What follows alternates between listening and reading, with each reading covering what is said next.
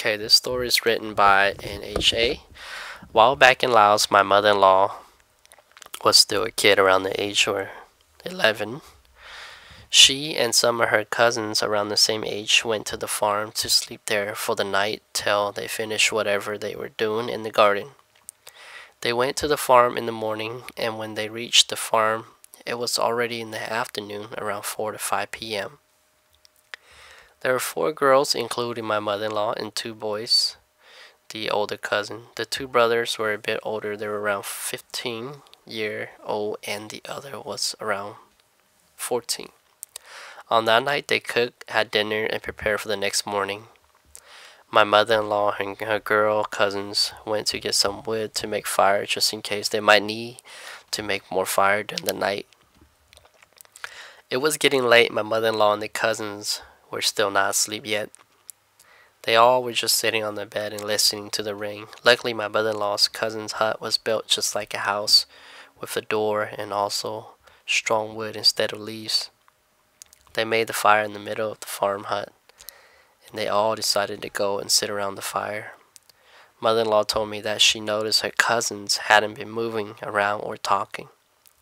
They all were just sitting very close to the fire and stared straight to one side of the wall.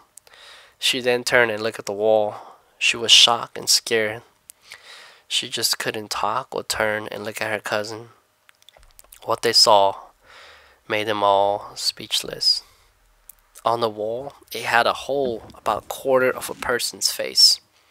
They didn't know who it was. My mother-in-law told me they saw on the other side of the hole was a lady or a man.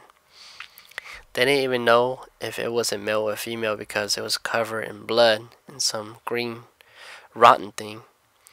It was trying to poke his or her face against the hole. One eye was rotting and smelled it so bad. It kept on smiling at them and staring at them with this long tongue hanging out. They were so scared they kept on screaming. Every time they screamed, the Bonzong would copy them. The Bonzong would run around the house and come back to the hole and look at them. Every time the Bonzong ran around and came back to the hole and made faces at them, they would scream. They kept doing that. My mother-in-law and her cousin were too scared to go outside. They were too scared to stay inside as well. They all just sat in the middle of the fire and hugged each other. The 2 boys were also scared but didn't scream. They got up and got some Hmong knife and sharp equipment but still didn't do anything. Luckily, there was a family at their farmhouse close to my mother-in-law's cousin's hut.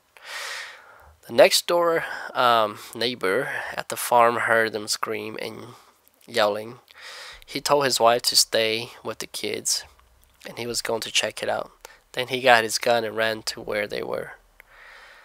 When he reached the hut, he saw that there was a Hmong lady with long hair and Hmong clothes running around the hut.